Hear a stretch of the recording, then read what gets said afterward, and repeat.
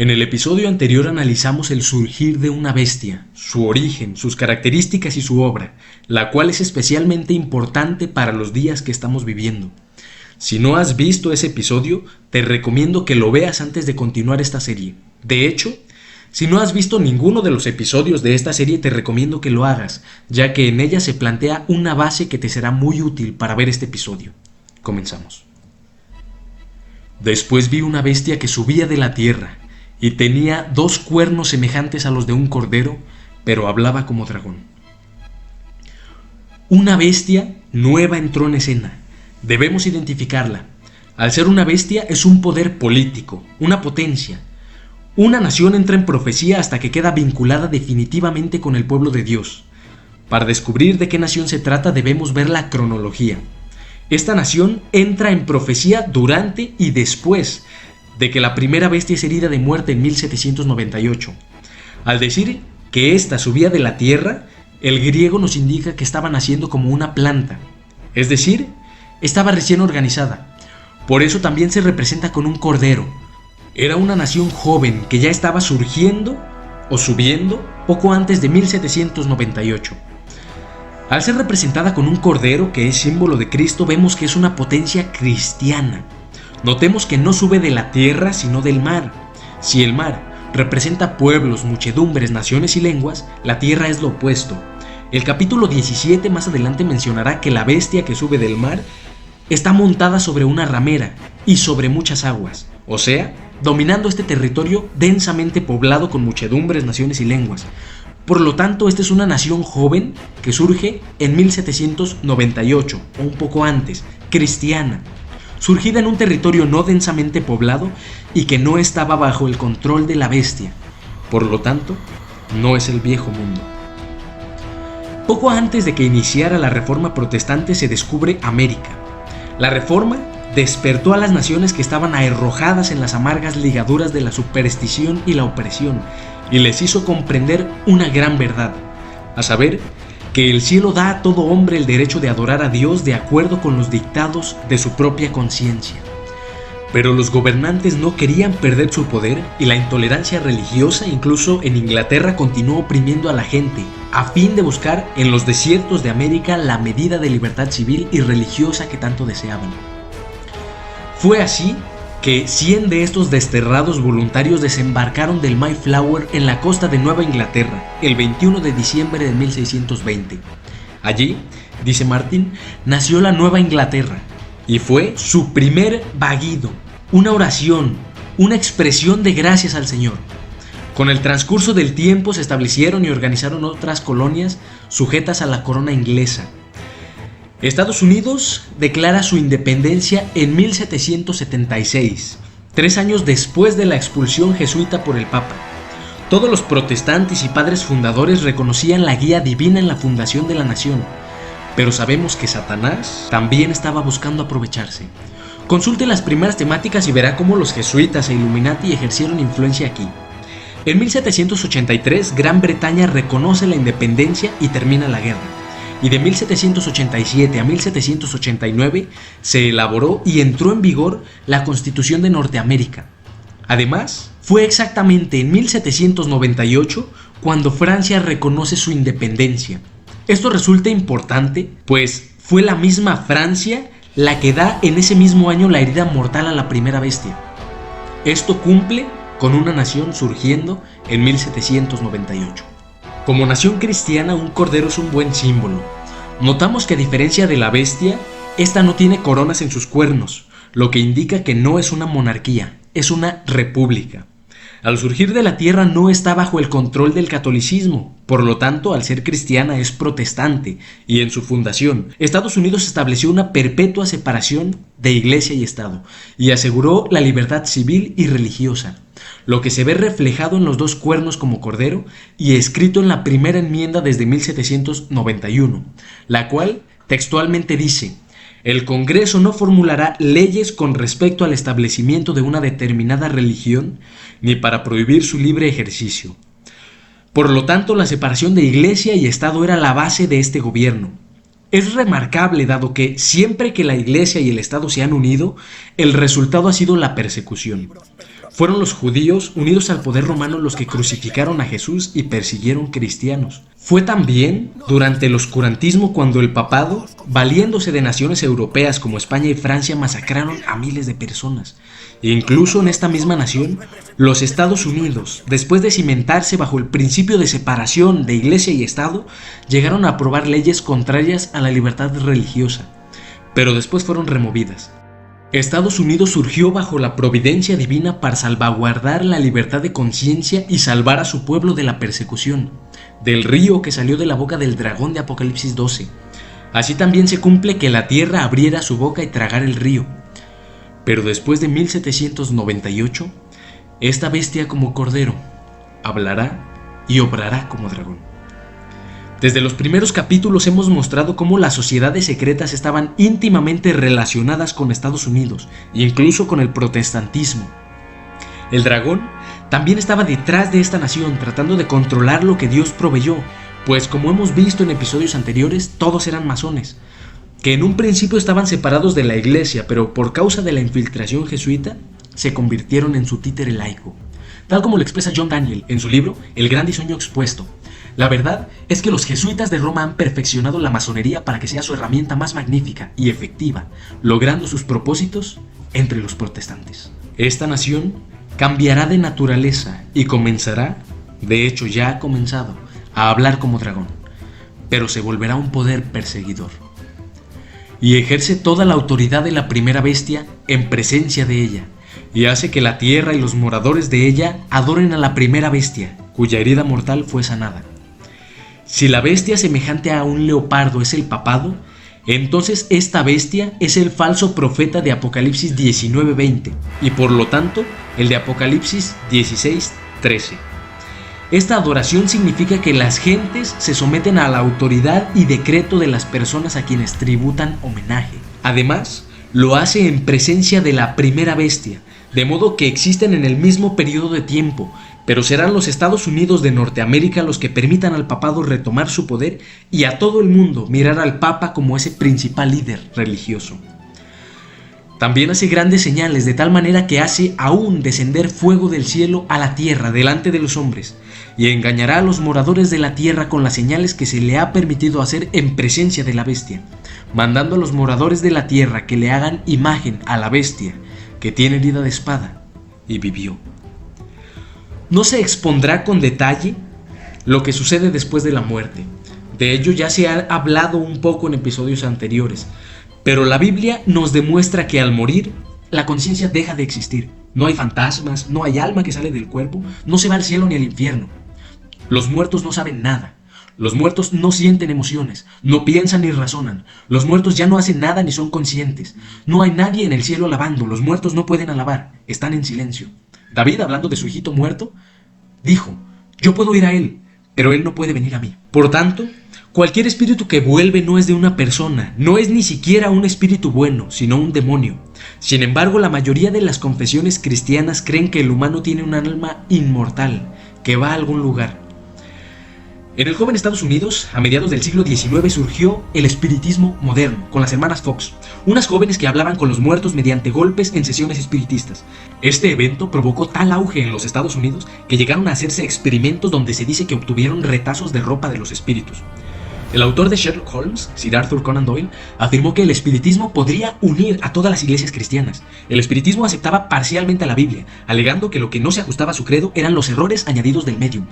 Los espíritus también afirmaban que no habrá segunda venida literal, sino que será espiritual mediante mediums.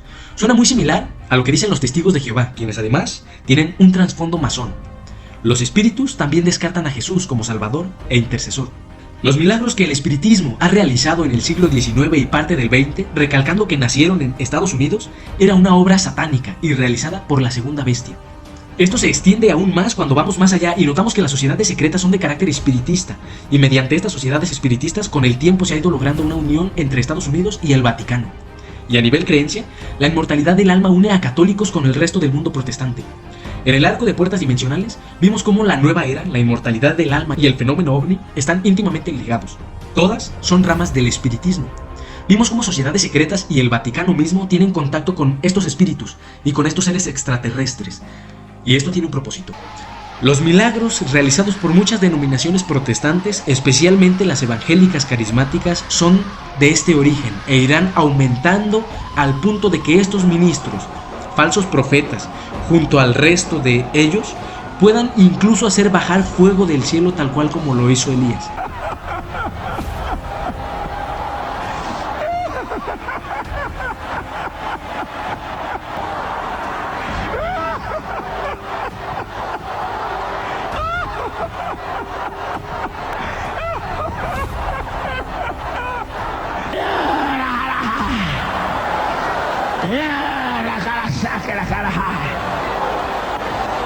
Aunado a ello, pronto aparecerán personas difuntas, seres queridos, los apóstoles e incluso ángeles y extraterrestres trayendo mensajes especiales, hablando a sus seres amados tal como lo hacían los familiares difuntos y mencionando los secretos más ocultos que solo ellos sabían, con el fin de engañarlos.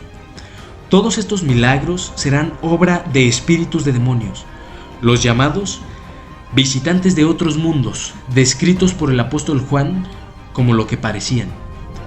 Y vi salir de la boca del dragón, y de la boca de la bestia, y de la boca del falso profeta, 3 espíritus inmundos a manera de ranas, pues son espíritus de demonios, que hacen señales y van a los reyes de la tierra en todo el mundo para reunirlos a la batalla de aquel gran día del Dios Todopoderoso. Además, Daniel 12:4 nos da una connotación: la ciencia aumentaría. Estos avances tecnológicos y científicos permitieron que Estados Unidos hiciera llover fuego del cielo con sus armas devastadoras.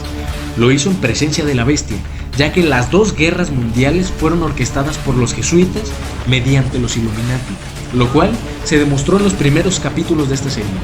Así el Vaticano ha lavado su imagen mientras hace movidas geopolíticas que favorezcan su completo regreso al poder. Ellen White nos dice que estos espíritus que Juan vio como ranas son los llamados visitantes de otros mundos.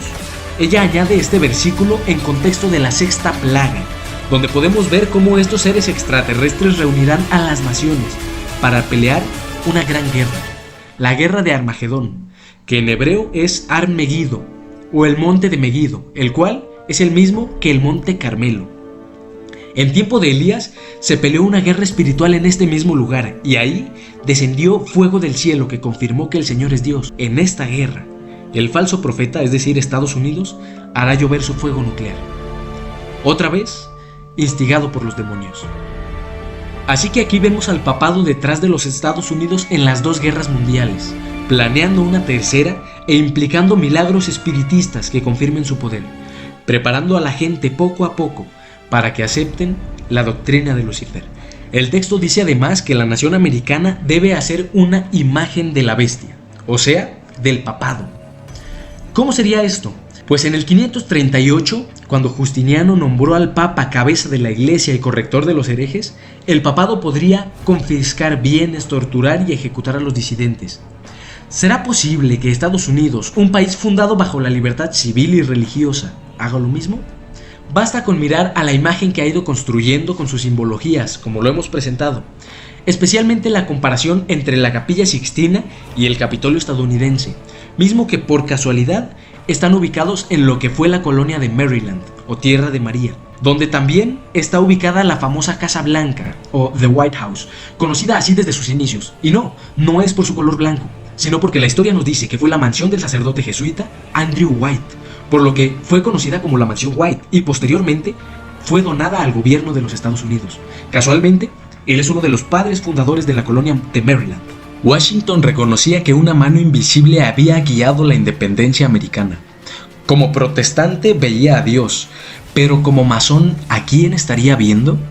El Senado americano declaró a Washington que al ver los eventos de independencia se sentían inducidos a reconocer y adorar al gran árbitro del universo. Esto suena muy masón. Al gran árbitro del universo por quien los imperios se levantan y caen. Tenemos que entender que Dios pone reyes y los quita, pero en realidad es Satanás quien levanta y derroca imperios según Dios se lo permita. La Constitución americana garantizaba la libertad religiosa de todos, cristianos, judíos, musulmanes, hindúes, gentiles.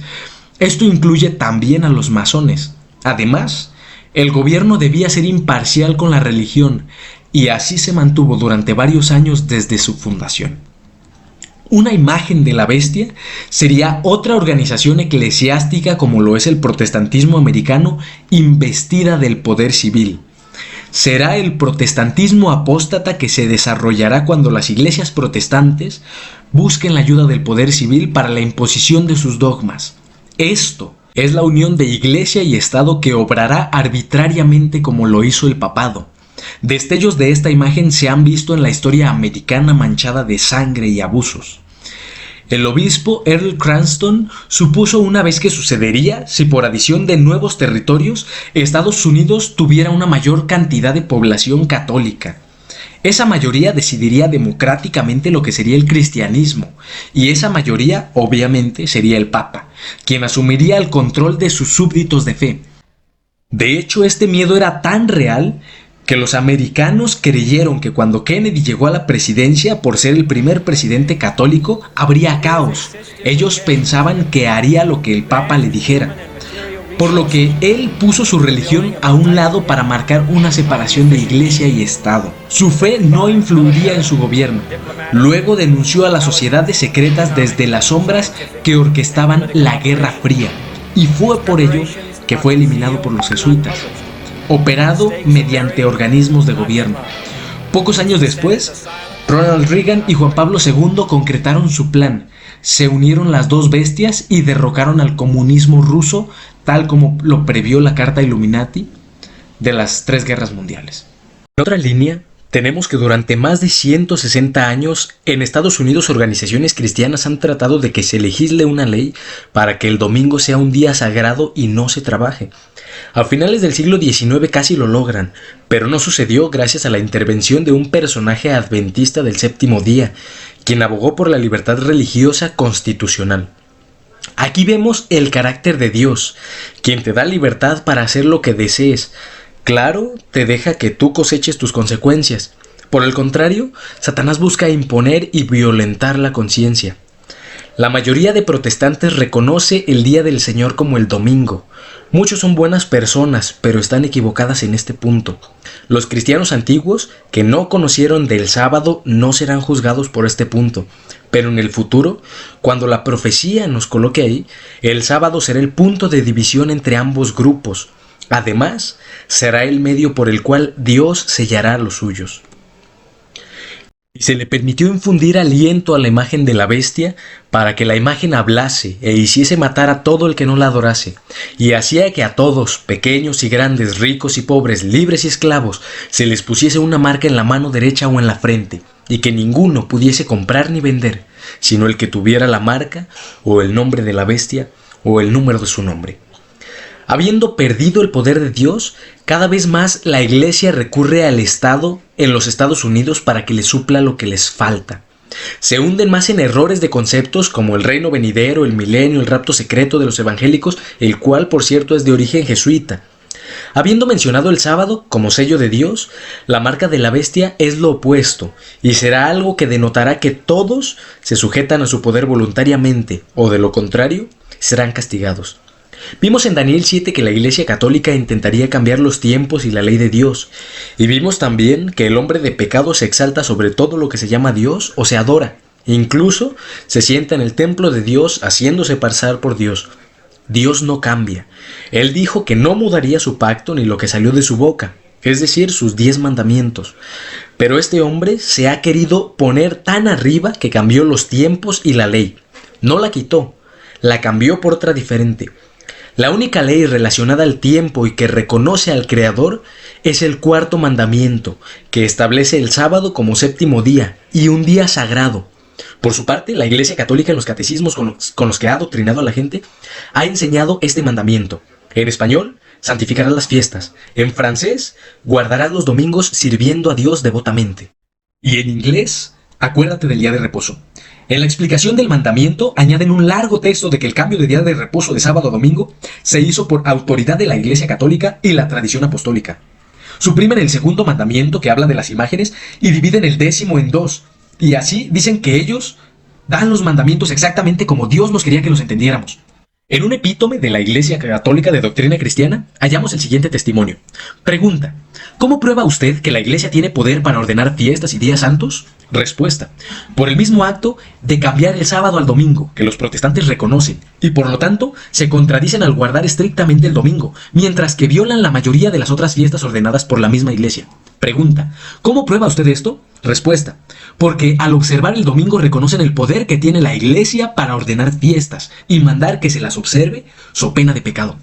Los católicos reconocen claramente que no hay autorización bíblica para el cambio que hicieron, sino que se basa enteramente en la autoridad de la Iglesia. De hecho, lo llaman su marca. Reclaman como prueba o marca de autoridad de su Iglesia el mismo acto de haber cambiado el sábado al domingo y lo presentan como prueba de su poder al respecto. Por ahí tenemos a Luis Toro defendiendo que el domingo se guardó en la Biblia después de la muerte de Jesús. Paren la oreja. No hay una cita, donde diga que los cristianos se reunían el domingo. No hay una. Ay, domingo, ¿verdad? Que los cristianos se reunían el sábado. Déjeme decirle que si usted es católico, lea su Biblia y se va a dar cuenta de que Luisito le está mintiendo. Usa versículos totalmente fuera de contexto y además usa argumentos que llegan a caer en lo absurdo. Ahora bien, si Dios hizo este cambio, desempeñó entonces el papel de la potencia blasfema mencionado por Daniel y Pablo. Y esta es una conclusión inaceptable para cualquier cristiano. Pero él mismo dijo que no iba a anular la ley. El mundo no debe olvidar que la gran apostasía predicha por Pablo se ha producido, que el hombre de pecado ejerció durante largos siglos un monopolio casi completo sobre la enseñanza cristiana en el mundo, que el misterio de iniquidad cubrió casi toda la cristiandad con tinieblas, las tinieblas de su sombra y los errores de sus doctrinas. Estados Unidos impondrá una marca, la marca de la primera bestia, es decir, la marca del papado. Esta marca contrasta con el mensaje de los tres ángeles que encontramos en Apocalipsis 14. En este se nos llama a adorar a Dios, el creador del cielo y la tierra. La cuestión es, ¿cómo se adora al creador? Esto lo mencionamos en el tercer episodio de esta serie. Dios estipuló su ley como la manera de adorar al creador, y es reconociendo el día que él instituyó y santificó desde la creación. Este mandamiento contiene el nombre de Jehová, su título como creador y su territorio de gobierno, que es su creación, teniendo así todas las características de sello. De modo que Dios dio el sábado como el recordatorio de que Él es el creador. El mensaje del tercer ángel de Apocalipsis 14 es una amonestación enviada misericordiosamente con anticipación, a fin de preparar a la gente y alertarla para el peligro que se acerca. Esta interpretación se aplicó por primera vez a Estados Unidos en 1850. Se adoptaron opiniones acerca de la unión entre iglesias y un movimiento a favor de leyes dominicales. Para 1888 aproximadamente, esto estuvo a punto de cumplirse, pero aún no era tiempo. Así que esto aún debe de suceder. La profecía no nos especifica cómo ha de desarrollarse la tiranía sobre las personas y sus cuerpos, pero se sabe que dominará a todos, gobernará sus finanzas, regirá la economía, impondrá la religión y matará a quien no esté de acuerdo. Este periodo es el que tratamos anteriormente, donde después de que la bestia sane, volverá a perseguir, pero ahora en alianza con la bestia que sube de la tierra, es decir, los Estados Unidos. Una persecución que durará 3 años y medio, o sea, 1260 días literales. Basta con observar a nuestro alrededor y seguir viendo los capítulos de esta serie, porque la profecía ya se está cumpliendo y se va a cumplir. Cuando veamos lo presentado en los primeros episodios, se mencionaron chips. Pues bien, una vez más, no se pierdan lo que viene, porque es así como se va a regir la economía controlada por la segunda bestia. No solo eso, sino que los chips ya tienen parte en las transacciones económicas de diferentes lugares, lo cual nos lleva a la frase de Apocalipsis, comprar y vender.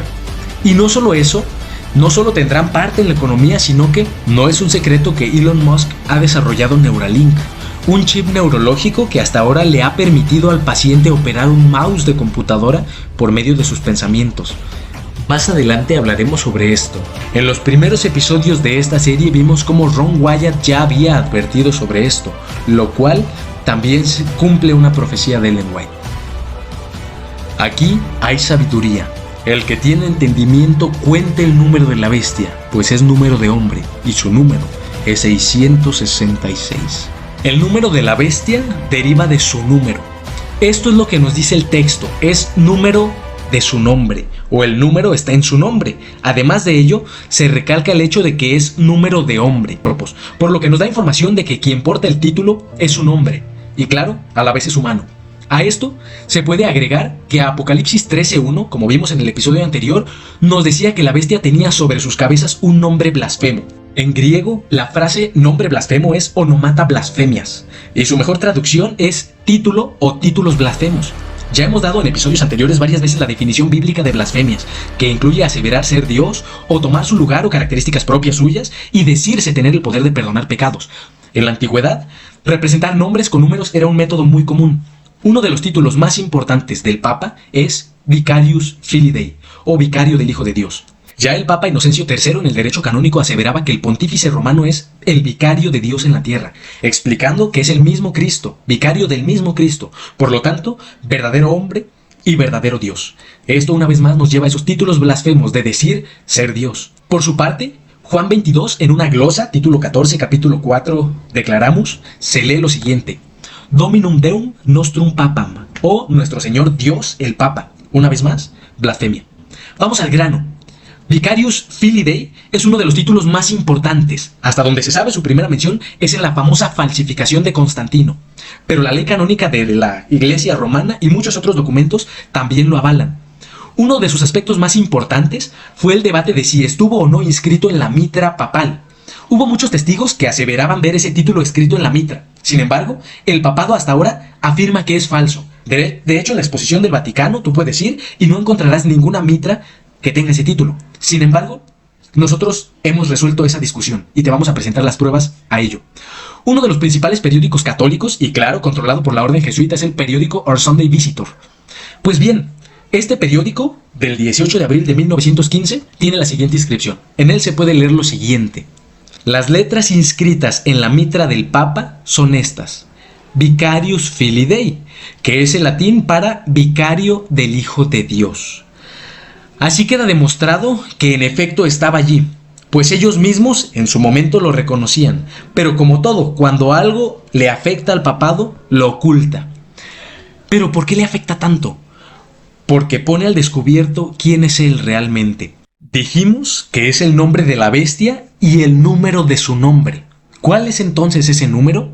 Tomemos en cuenta que está en latín, por lo que debemos utilizar números romanos. Bien, si sus letras toman el valor del número romano correspondiente, tenemos lo siguiente: las letras forman este número, y si sumamos los demás números en cuestión, llegamos a 666. Recordemos de los primeros episodios cómo los jesuitas utilizaban un símbolo en gematría. 3 babs, que es una letra hebrea, 3 veces la bab, representa lo mismo que el numeral 6, y su significado traducido es un clavo. Por lo tanto, ¿qué es lo que nos está ocultando el símbolo de la orden jesuita? Hablamos de que parte de la marca de la bestia es la adoración al domingo, especialmente cuando en el futuro se promulgue una ley dominical que obligue a todos a guardar ese día. Pues bien, el domingo le resulta importante puesto que ese fue el día dedicado a la adoración al sol, al punto de que ahora lo llama como parte de la marca de su autoridad. En este contexto entra el 666. ¿Por qué? Este ya aparecía en los amuletos paganos Sigilia Solis y cuadros mágicos en general, siempre relacionado con la adoración al sol. Su origen radica en la astrología y en las sociedades secretas, donde se nombra el recorrido que realiza el sol como el zodiaco, que se tenían 12 divinidades principales y 36 dioses menores, pero todas dependían de un dios principal, el dios Sol, cuyo recorrido daba origen a todas las demás. A cada una de las deidades se le asignó un número del 1 al 36, pero claro, al Sol se le asignó un número de mayor rango, la suma de todos los números del 1 al 36, lo cual sumado es 666. De modo que la marca de la bestia es el domingo, la adoración al Sol, y por lo tanto, al igual que su nombre, se enlaza con su número, el 666. Cabe mencionar que este tema es muchísimo más profundo, pues el verdadero origen del 666 va mucho más atrás que la adoración al sol, pues su origen verdadero radica en el mismo creador del sol. Pero Satanás, como todo, lo tomó, lo pervirtió y plagia para representar un culto pagano y blasfemo. Los terribles juicios pronunciados contra la adoración de la bestia y su imagen deberían incitar a todos a un estudio diligente de la profecía para aprender cuál es la marca de la bestia y cómo evitar recibirla. Dicho esto, avancemos al capítulo 17.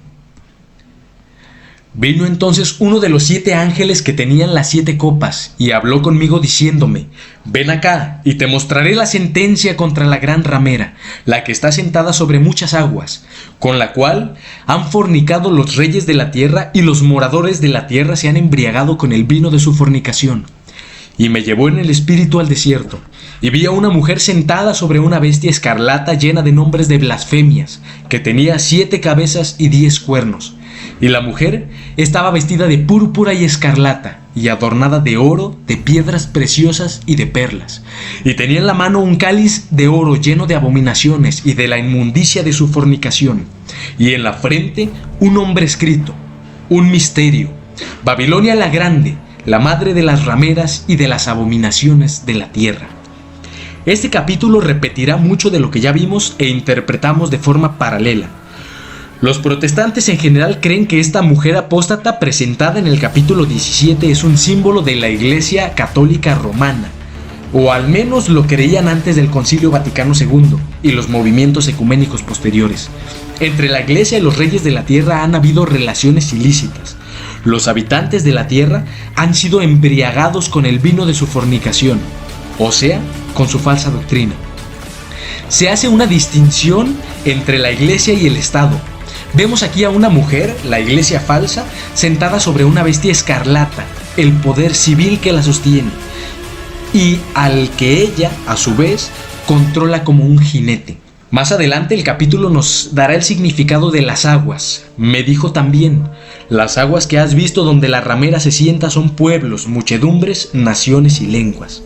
Esta iglesia que cabalga la bestia de Apocalipsis 13 se ha prostituido con reinos a lo largo de su historia, desde la Edad Media, donde controló las naciones europeas, hasta después de 1798, cuando estableció relaciones políticas con otros países, bajo la forma del Estado Vaticano, manipulando a las naciones para así poder liberar sus guerras.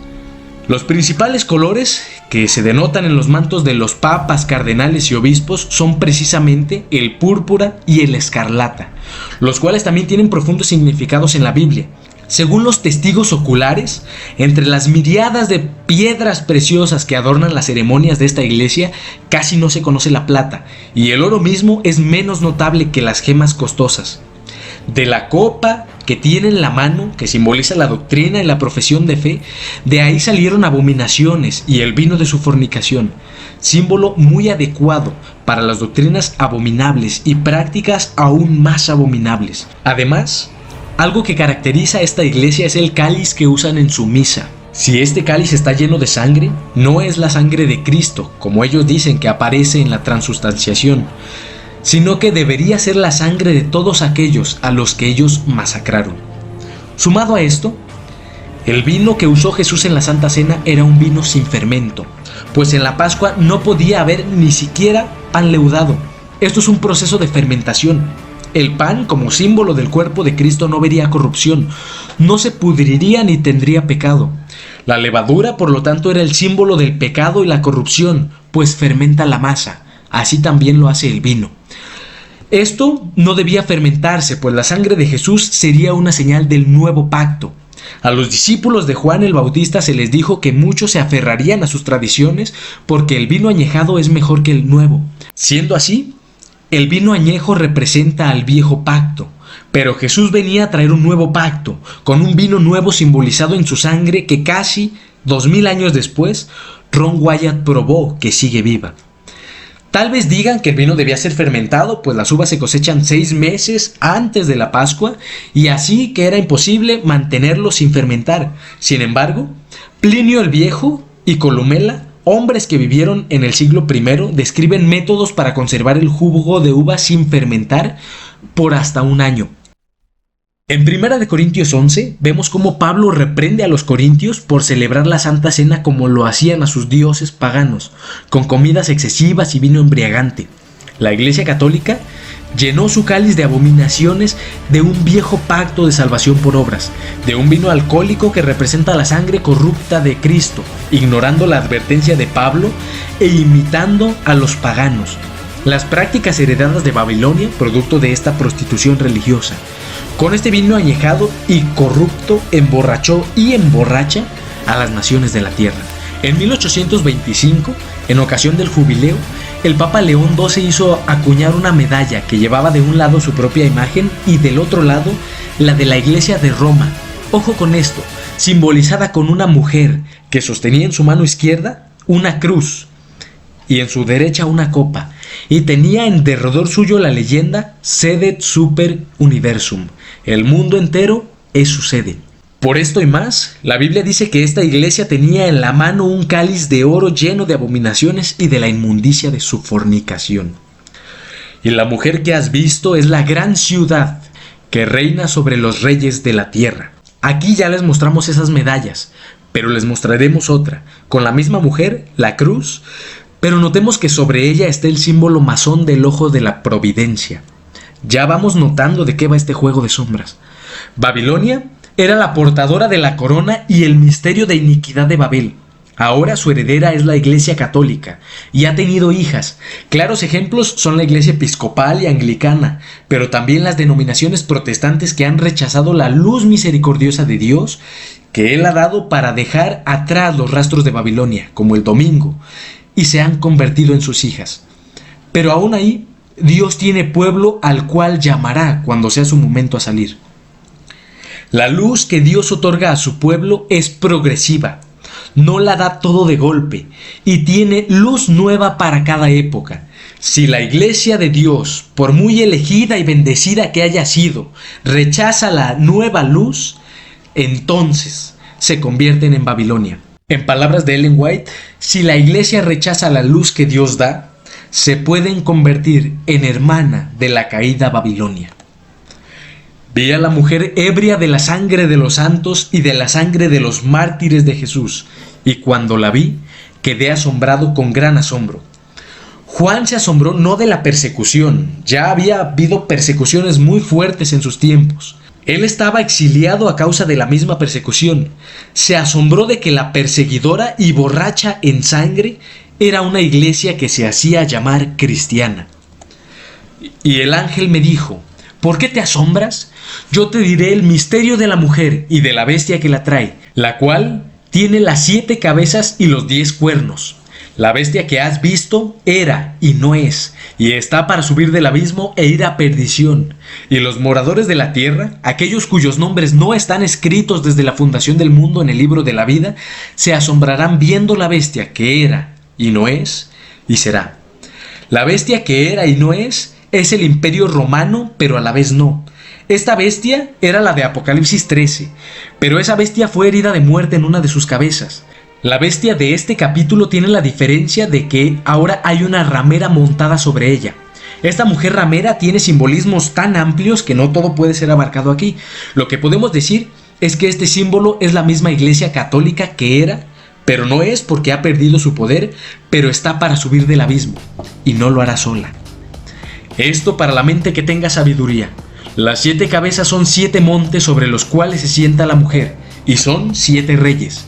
5 de ellos han caído, uno es, y el otro aún no ha venido, y cuando venga es necesario que dure breve tiempo. Las 7 cabezas son 7 reyes, 5 ya han caído. Esto se ve reflejado en Daniel 2 y 7.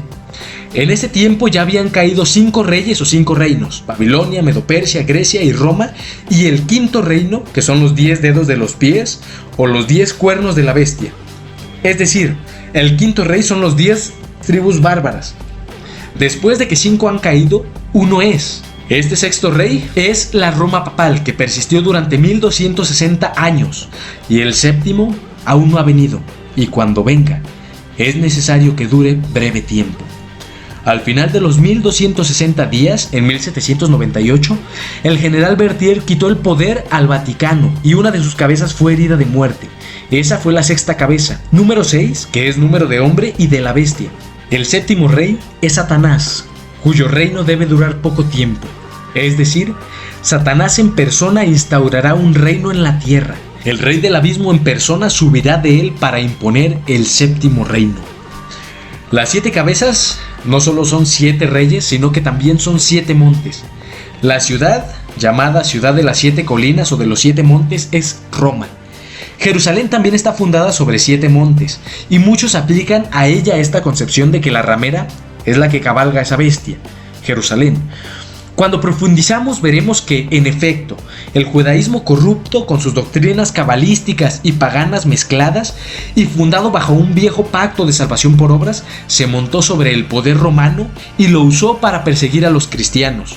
Los mismos judíos se infiltraron al cristianismo y buscaron corromperlo desde dentro, derivando en un sincretismo judío, cristiano y romano que se llamó Iglesia Católica Apostólica y Romana, quien es la evolución de lo que fue en su momento la ramera judía. La misma señora pero más actualizada, ahora vive en Roma, con sus propias 7 colinas y buscando regresar a Jerusalén. De hecho, se puede rastrear las familias papales a linajes judíos o paganos de gran poder e influencia, relacionados a hechicería y sociedades secretas. Algo fuera de estas 7 colinas, encontramos otro monte, el Vaticano. Su ubicación es muy similar a lo que dio Ron Wyatt de la Torre de Babel junto a un río. Esta colina estaba dedicada a Bática, la diosa etrusca del inframundo, un refrito de las Semiramis de Babel, y que ahora también le dicen la Virgen María. En esa colina antes también hubo un circo romano donde se mataban cristianos. Qué apropiado comparar a la Iglesia Católica con una mujer como Bática. Por lo tanto, 5 reyes han caído. Uno es. Este reino que es nos pone en el contexto de Apocalipsis 13. La profecía en ese momento está viendo el ascenso del Vaticano. Es la bestia que era y no es porque ahora tiene la herida mortal. La bestia que era y no es también el octavo y es de entre los 7 y va a perdición. La última cabeza no es consecutiva. Nos dice que la misma bestia es el octavo, es decir, es simultánea. Simultánea porque cuando suba el séptimo reino no lo hará solo. El octavo rey es de entre los 7 y es el sexto, es la bestia, es la Iglesia Católica. Esto nos indica que cuando Satanás imponga su reino, la Iglesia Católica será el octavo rey que gobernará el mundo junto a Satanás. Esto contrasta con la profecía de las 7 iglesias que representan 7 periodos de la historia. La última iglesia es la Odisea, que representa el estado de la iglesia adventista. Esta iglesia no será salva. La profecía dice que será desechada y vomitada por su tibieza y orgullo, creyendo que son el pueblo más bendecido mientras se rezagaban en la fe de Jesús y perdían la visión espiritual y de los eventos finales. El contraste lo encontramos que, así como la Odisea es la séptima iglesia, la séptima cabeza es Satanás, acompañado de la octava cabeza, que es la sexta, es decir, el papado. De esta misma manera, la séptima iglesia que va a perdición es simultánea con la octava iglesia, que es la sexta, la iglesia de Filadelfia, de la cual se dice que por haber mantenido la palabra de su paciencia, Dios la guardará en la hora de prueba que vendrá sobre el mundo. De este modo tenemos 2 iglesias paralelas al final, pero también 2 cabezas paralelas al final.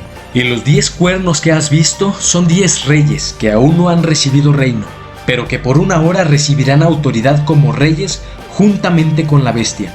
Estos tienen un mismo propósito y entregarán su poder y su autoridad a la bestia. En Daniel 2 y 7 vimos los 10 reinos que surgieron del Imperio Romano y recibieron poder una hora, es decir, por tiempo indefinido, un lapso de tiempo indefinido. Crowley nos ofrece una traducción. La traducción nos dice, en la misma hora eran, Mian Oran, traducido. Los 10 reinos eran contemporáneos en contraste con las 7 cabezas que fueron sucesivas. Los 10 reinos estuvieron en el mismo periodo de tiempo. Al margen de la profecía vemos cómo Europa podrá dividirse en 10 regiones. Y no queda duda de que esos 10 cuernos son los mismos 10 reinos de hace casi 2000 años. Pelearán contra el Cordero y el Cordero los vencerá, porque Él es Señor de señores y Rey de reyes, y los que están con Él son llamados y elegidos y fieles. Aquí, La profecía nos va a llevar al final, a la gran guerra que se realizará contra Dios, la guerra del Armagedón. Y los 10 cuernos que viste en la bestia, estos aborrecerán a la ramera, y la dejarán desolada y desnuda, y devorarán sus carnes, y la quemarán con fuego. Porque Dios ha puesto en sus corazones el ejecutar lo que Él quiso, ponerse de acuerdo y dar su reino a la bestia hasta que se cumplan las palabras de Dios. Ya pasó en la Revolución Francesa cuando la bestia recibió la herida de muerte, donde los reyes de Europa la despreciaron. Pero aquí vemos que esto sucede después de Armagedón. Esto también se va a cumplir, como mencionamos en el episodio anterior. Una vez más, irá en cautividad. El que lleva en cautividad, va en cautividad. El que mata a espada debe morir.